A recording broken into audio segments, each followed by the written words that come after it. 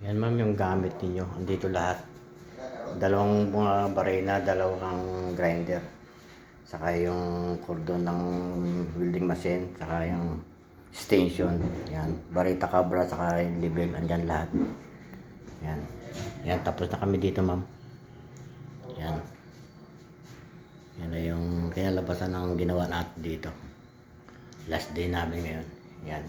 Yan ginawa ko yung lababo saka ano.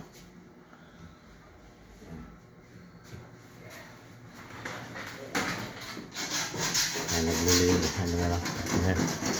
Pinabit na rin namin yung TV nila. Saka nagbarnish ako dito sa ano. Ginawa ko na lang para tumam yung ano.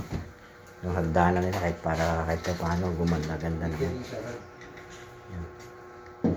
Si Mario na lang po babalik dito para pinisin niya to bukas yung ano.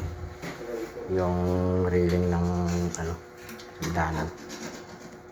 Yan na lang yung gagawin bukas. Saka yung alta. Si Mario na lang babalik. Ito yung kwarto nila. Yan ma'am. Salamat sa inyong lahat sa pagbigay mo sa akin ng work dito. Yan. Thank you ma'am. Bye bye.